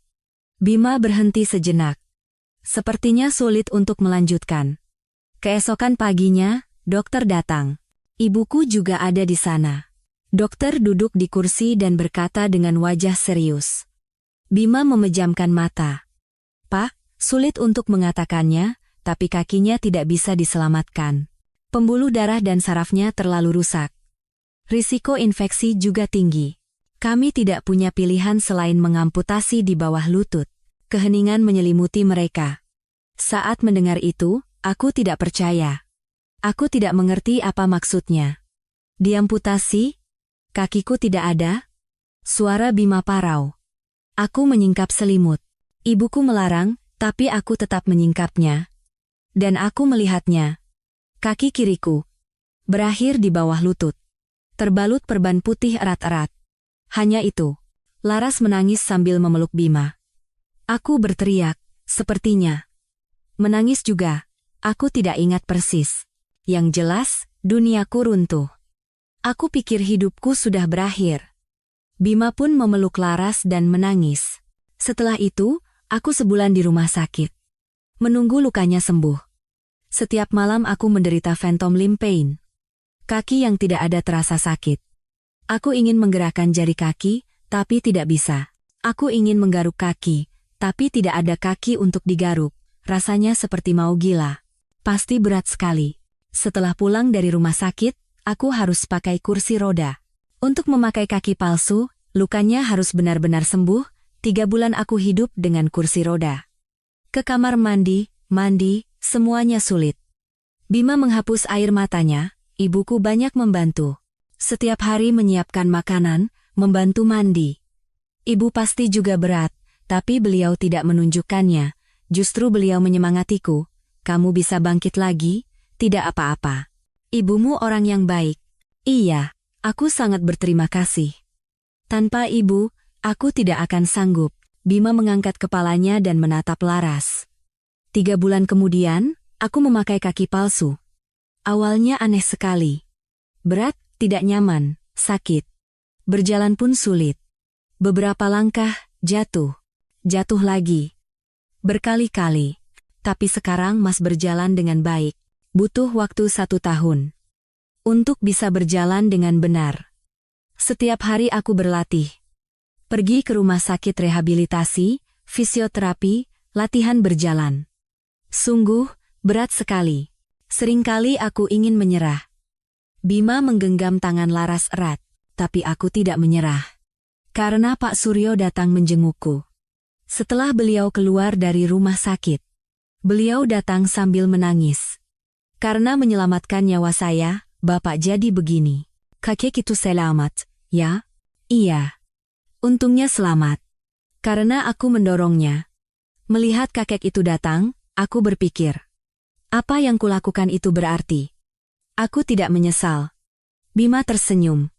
Jadi, aku bangkit lagi. Aku menjalani rehabilitasi dengan giat, belajar berjalan lagi. 1 tahun kemudian, aku bisa bekerja lagi. Kembali ke pusat rehabilitasi. Kali ini, bukan sebagai pasien, tapi sebagai terapis. Mas Bima hebat. Tidak. Aku hanya ingin hidup. Aku tidak ingin menyerah. Keduanya berpelukan cukup lama. Waktu sebelum kejadian itu, waktu yang hilang. Namun, Bima telah bangkit kembali. Dan sekarang, ia bersama Laras. Sore itu, cuaca mulai mendung. Laras menatap keluar jendela dan berkata, sepertinya akan hujan. Iya, sepertinya begitu. Suara Bima sedikit menegang. Laras menyadarinya. Mas Bima, apa Mas merasa tidak nyaman saat hari hujan? Bima ragu sejenak, lalu mengangguk. Iya, sedikit. Kalau hujan, aku jadi teringat hari itu. Hari kecelakaan. Apa hari itu juga hujan? Tidak. Hari itu cerah. Tapi kalau mendengar suara hujan, entah kenapa aku jadi cemas. Rasanya seperti mendengar kembali suara-suara hari itu. Laras menggenggam tangan Bima. Tidak apa-apa. Aku ada di sampingmu. Bima tersenyum. Namun, di matanya masih ada kecemasan. Sekitar jam 3 sore, hujan mulai turun.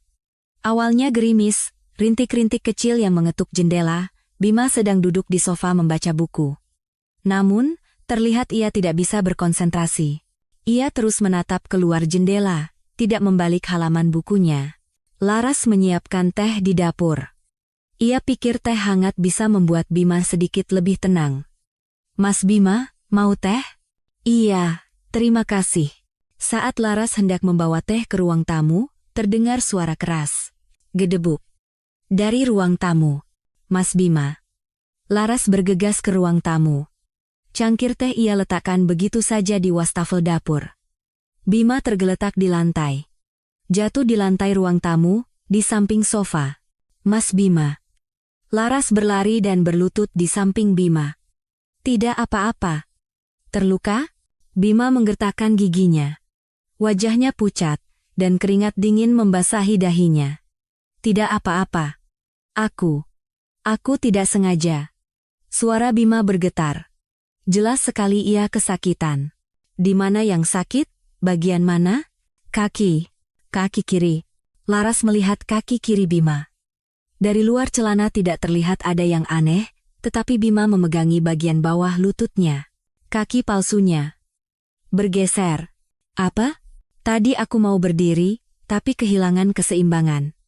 Bima mencoba bangkit perlahan, namun, ia kembali terduduk.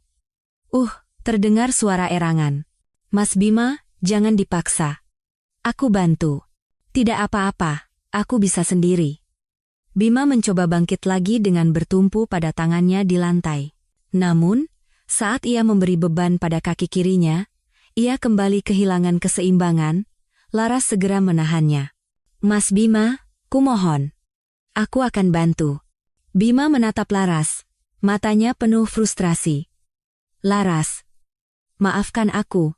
Kenapa minta maaf? Karena menunjukkan sisi yang lemah ini. Bahkan tidak bisa berdiri. Suara Bima parau. Ini bukan lemah, siapapun bisa jatuh. Aku akan bantu. Kita berdiri bersama. Laras meletakkan lengan Bima di bahunya, dan perlahan, ia berdiri. 1, 2, 3. Keduanya berdiri bersama. Bima bertumpu pada kaki kanannya, dan Laras menopangnya. Bisa sampai ke sofa? Iya. Peleng-peleng. Mereka bergerak perlahan, langkah demi langkah. Bima bersandar pada Laras sampai ke sofa, lalu duduk dengan hati-hati. Bima bernapas dalam-dalam. Keringat mengalir di wajahnya. Aku ambilkan minum. Laras pergi ke dapur dan mengambil segelas air. Bima meminumnya. Terima kasih. Tidak apa-apa. Sekarang bagaimana? Iya, tidak apa-apa. Istirahat sebentar pasti baik-baik saja. Laras duduk di samping Bima. Kaki palsunya tidak perlu diperiksa. Bima ragu sejenak, lalu mengangguk. Iya. Sepertinya harus. Aku bantu? Bima menatap Laras. Tatapannya goyah. Apa? Kamu tidak apa-apa? Kenapa aku harus tidak apa-apa? Aku kan istrimu. Mata Bima berkaca-kaca. Terima kasih. Sungguh. Sungguh. Terima kasih. Bima perlahan menggulung celananya.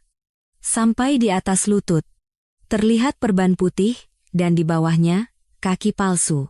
Untuk pertama kalinya, Laras melihat kaki palsu itu dari dekat. Kaki dari plastik berwarna kulit, sendi logam, dan perban yang melilit di bawah lutut. Bagian ini sedikit bergeser. Bima menunjuk bagian tepat di bawah lutut. Seharusnya pas begini, tapi saat jatuh tadi jadi miring. Harus bagaimana? Harus dilepas dulu. Melepas kaki palsunya, lalu memasangnya lagi dengan benar. Sekarang, di sini? Iya. Sepertinya begitu. Rasanya sulit untuk berjalan ke kamar. Laras mengangguk. Beritahu aku. Aku akan bantu. Bima menjelaskan perlahan. Bagaimana cara melepas perban, bagaimana cara melepas kaki palsu. Laras dengan hati-hati mulai melepas perban.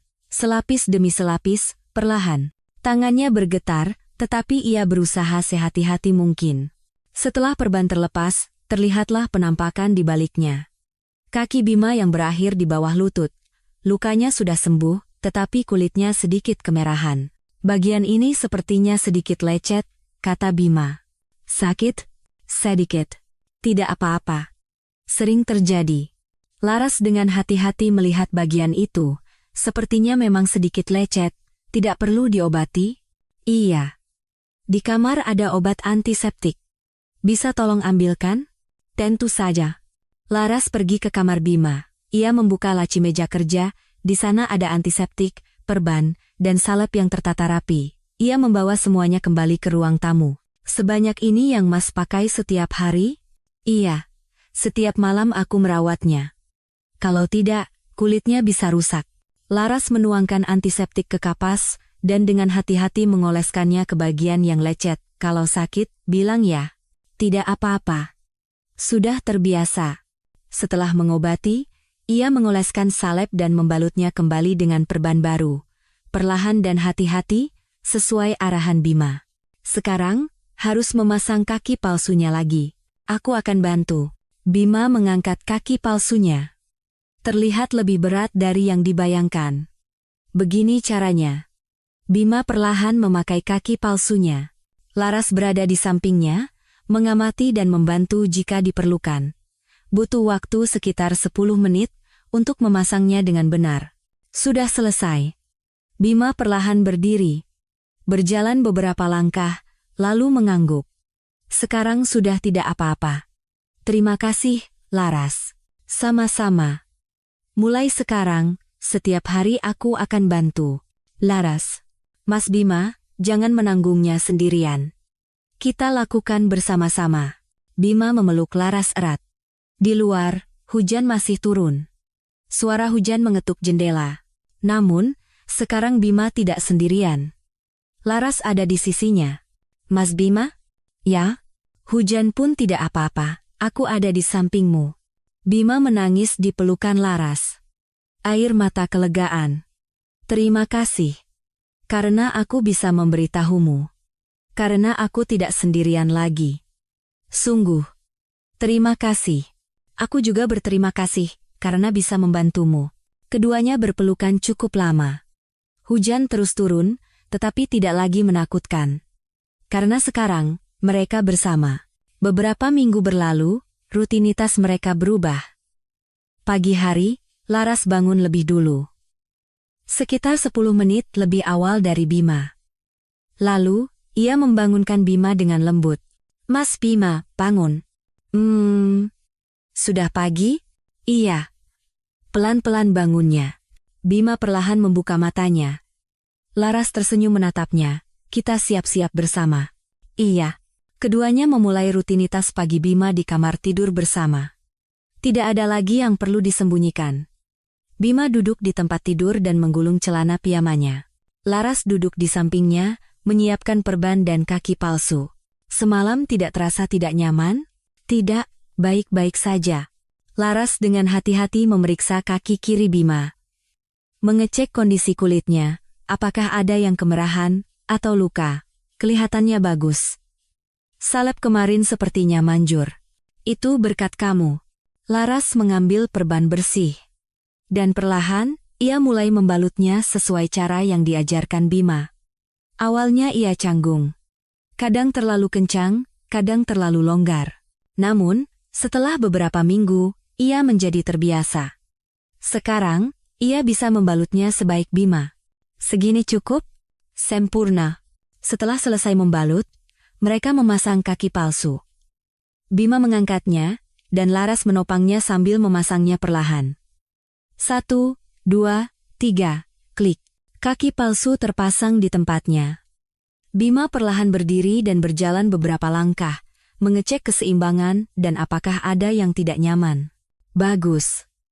Hari ini juga berhasil. Syukurlah. Keduanya sarapan bersama. Nasi, sup, dan lauk pauk yang disiapkan Laras tersaji di meja makan. Enak. Syukurlah. Aku sedang latihan memasak belakangan ini. Sudah sangat jago. Bima tersenyum sambil makan. Ia tidak lagi terburu-buru berangkat seperti dulu. Ia sarapan perlahan bersama Laras dan mengobrol. Hari ini di pusat rehabilitasi, ada apa? Pagi ini ada sesi terapi Pak Suryo. Sorenya ada konsultasi dengan pasien baru. Pak Suryo. Yang Mas Bima selamatkan itu, kan? Bukan. Yang aku selamatkan. Bima tersenyum. Beliau sudah banyak kemajuan. Sekarang sudah bisa berjalan sedikit tanpa tongkat. Syukurlah. Iya.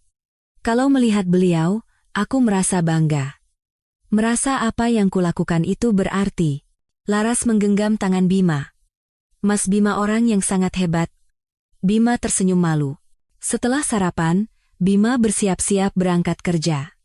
Laras mengantarnya sampai ke depan pintu. Hati-hati di jalan. Iya. Kamu juga. Semoga harimu menyenangkan. Setelah Bima pergi, Laras memulai pekerjaan rumah. Mencuci piring, mencuci pakaian, membersihkan rumah. Dulu, setiap kali melihat kaos kaki panjang Bima, ia merasa cemas. Namun, sekarang berbeda. Itu hanyalah pakaian suaminya. Sambil menjemur pakaian, Laras berpikir tentang malam itu beberapa minggu yang lalu. Momen saat ia menyingkap selimut. Saat itu adalah sebuah guncangan, ia tidak percaya. Namun, sekarang sudah menjadi hal yang biasa.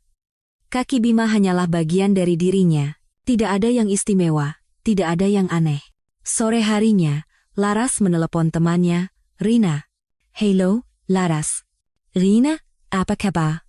Baik. Kamu? Bagaimana? Baik, sangat baik. Suara Laras terdengar ceria. Rina menyadarinya. Suaramu beda sekali. Ada apa? Laras ragu sejenak, lalu berkata.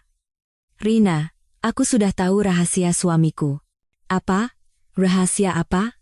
Suamiku. Kakinya. Satu kakinya hilang. Karena kecelakaan 3 tahun yang lalu. Keheningan di telepon. Apa? Kakinya? Iya. Dia pakai kaki palsu. Dan dia menyembunyikan itu. Astaga. Jadi itu sebabnya dia bersikap aneh. Iya. Dia takut ketahuan olehku. Kamu tidak apa-apa? Pasti kaget sekali. Awalnya kaget. Tapi sekarang sudah tidak apa-apa. Bukan. Bukan hanya tidak apa-apa. Tapi justru lebih baik. Lebih baik? Iya. Sekarang suamiku sudah membuka hatinya padaku. Tidak ada rahasia lagi. Aku sangat senang. Rina menghela napas. Wah, kamu hebat sekali. Kalau aku, tidak tahu akan bereaksi bagaimana.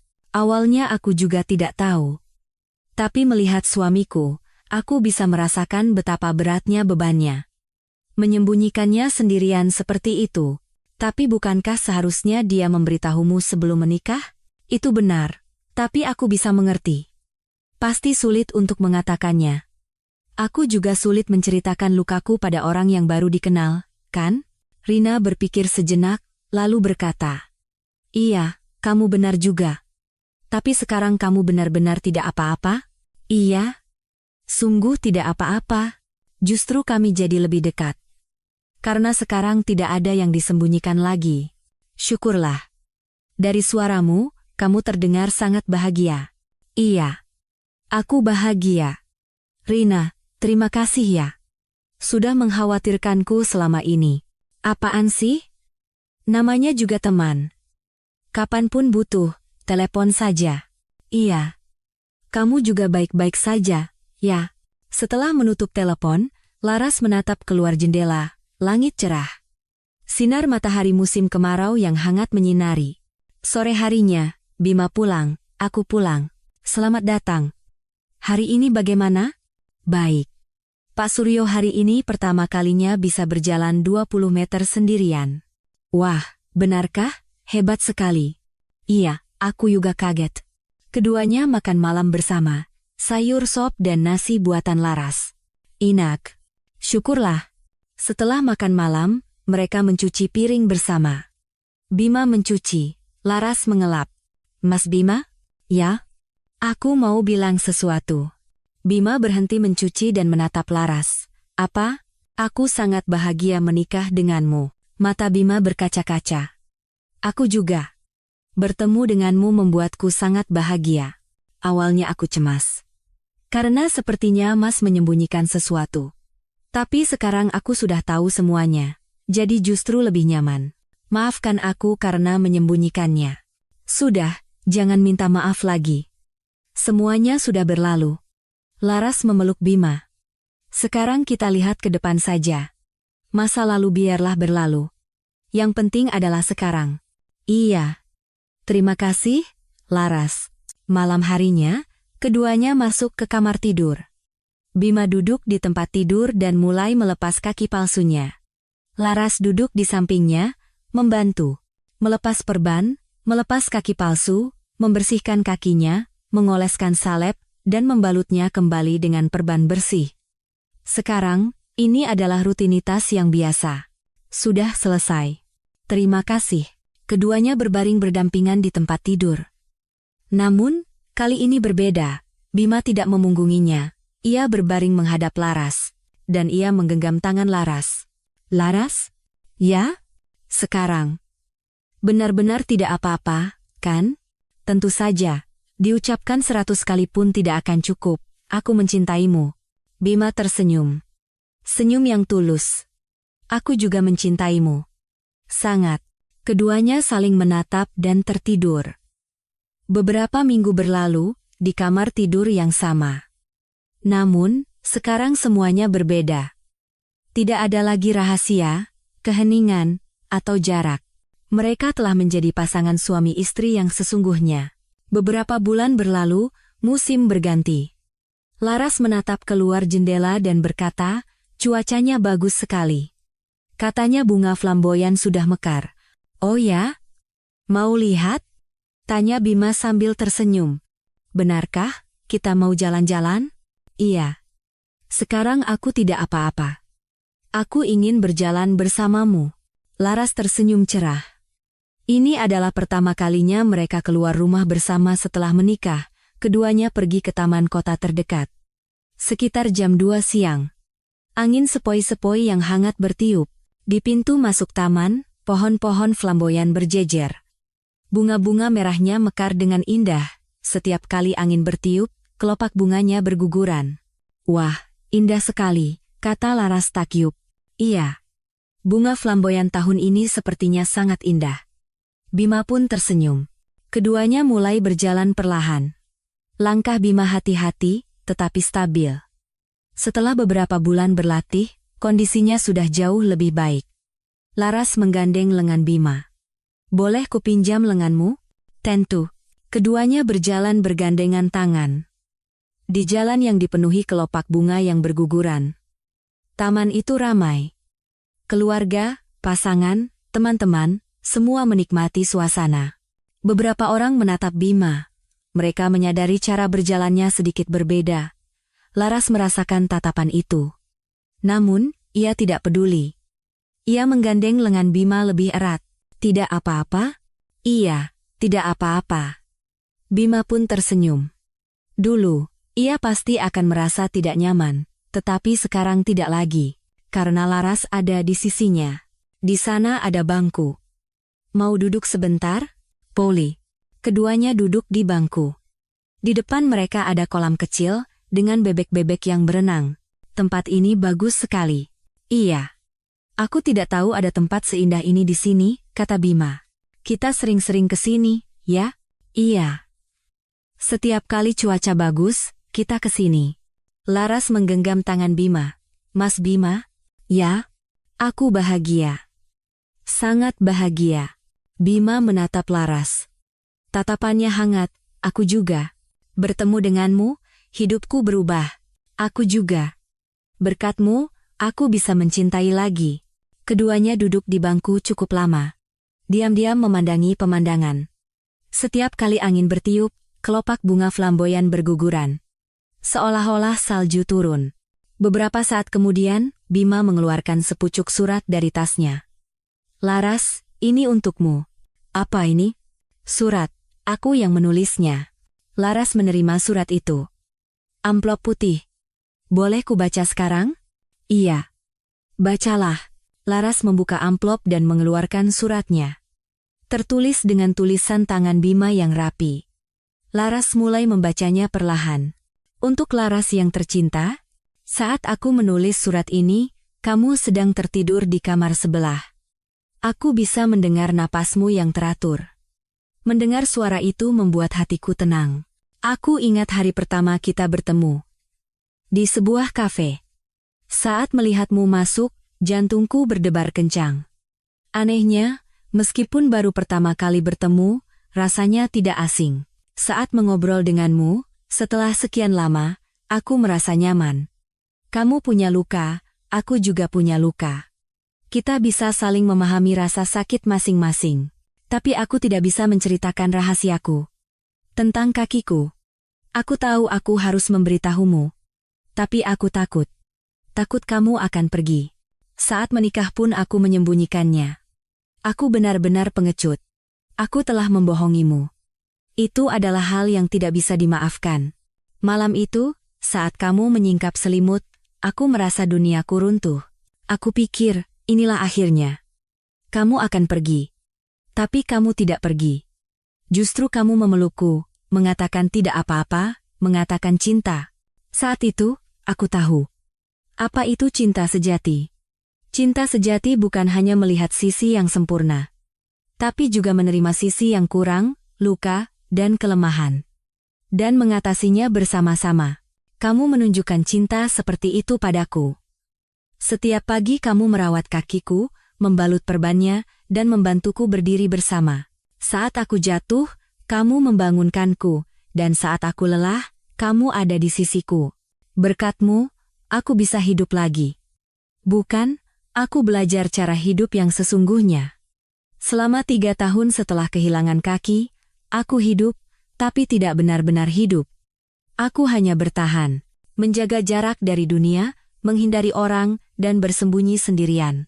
Tapi setelah bertemu denganmu, dan berkat hari-hari saat kamu ada di sisiku, aku bisa berdiri lagi sebagai manusia, dengan percaya diri. Sekarang aku tidak takut lagi. Pandangan orang, ataupun penampilanku. Karena ada kamu. Kamu bilang padaku bahwa aku adalah orang yang utuh. Tidak punya satu kaki bukan berarti tidak utuh. Kata-katamu itu menyelamatkanku. Laras, terima kasih, karena ada di sisiku, karena mencintaiku apa adanya, karena berjalan bersamaku. Aku ingin berjalan bersamamu selamanya. Perlahan, dengan kecepatan kita sendiri. Hari hujan, hari bersalju, hari berangin, selama bersamamu, aku tidak apa-apa. Aku mencintaimu. Sangat. Bima. Setelah selesai membaca surat itu, Laras menangis. Mas Bima, terima kasih. Sungguh, terima kasih.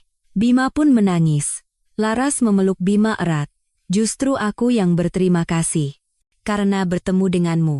Keduanya berpelukan cukup lama. Di hari musim semi yang dipenuhi kelopak bunga yang berguguran. Beberapa saat kemudian, Laras berkata, "Mas Bima, masih kuat berjalan?" "Iya, tidak apa-apa." Keduanya bangkit dan mulai berjalan lagi. Perlahan menyusuri jalan setapak di taman. Langkah Bima tidak sempurna. Kadang sedikit goyah. Tapi tidak apa-apa. Karena Laras menopang lengannya. Orang-orang yang lewat melihat mereka. Pasangan suami istri yang berjalan bergandengan tangan. Mereka juga melihat sang suami berjalan sedikit pincang. Namun, wajah keduanya penuh dengan senyuman. "Mas Bima, di sana ada penjual es krim. Mau beli?" "Boleh." Keduanya membeli es krim dan duduk di bangku sambil memakannya. Es krim stroberi. "Enak." "Iya." Laras menatap Bima. "Mas Bima, bagaimana pekerjaan di pusat rehabilitasi belakangan ini?" "Baik." "Ada pasien baru? Beliau baru pertama kali memakai kaki palsu?" "Aku banyak membantunya. Bantuanmu pasti sangat berarti baginya." "Sepertinya begitu." Kalau aku menceritakan pengalamanku, beliau merasa sangat terhubung. Bima tersenyum. "Aneh ya. Lukaku bisa membantu orang lain. Dulu aku hanya menyembunyikannya, tapi sekarang aku bisa membagikannya." Mas Bima hebat. Keduanya selesai makan es krim dan mulai berjalan lagi. Matahari mulai condong ke barat. Sekitar jam 4 sore. Sinar matahari yang hangat menyinari keduanya. "Mas Bima?" "Ya, hari ini aku sangat bahagia. Bisa berjalan bersamamu seperti ini." "Aku juga." Berjalan sambil menggenggam tanganmu, rasanya sangat menyenangkan. Keduanya tersenyum sambil berjalan.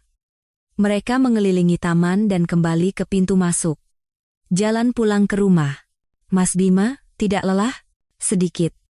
Tapi tidak apa-apa. Lelah yang menyenangkan. Kita istirahat di rumah." "Iya." Dalam perjalanan pulang, Bima berkata, "Laras?" "Ya?" "Sekarang, kita berdua adalah orang yang utuh." Laras menggenggam tangan Bima erat. "Iya. Kita berdua utuh." Angin musim semi mengikuti langkah mereka. Kelopak bunga flamboyan terbawa angin, terbang bersama mereka. Luka seseorang, jika disembunyikan akan menjadi memar, tetapi jika ditunjukkan akan menjadi bunga. Bima menyembunyikan lukanya selama 3 tahun. Luka itu menjadi memar yang menyakitinya. Namun, setelah menunjukkannya pada Laras dan menyembuhkannya bersama, luka itu menjadi bunga. Sekarang, bunga itu juga memberikan harapan bagi orang lain. Keduanya berjalan pulang sambil berpegangan tangan. Perlahan. Bersama-sama. Dan mereka akan terus berjalan seperti itu. Di jalan panjang yang bernama kehidupan. Terkadang, kita semua menyembunyikan luka. Takut untuk menunjukkannya pada orang lain. Namun, cinta sejati adalah cinta yang merangkul luka itu bersama-sama. Jika Anda menyukai cerita hari ini, mohon dukung kami. Perhatian kecil dari Anda menjadi kekuatan bagi kami untuk menciptakan cerita yang lebih baik. Sampai jumpa di cerita mengharukan berikutnya. Semoga hari Anda menyenangkan.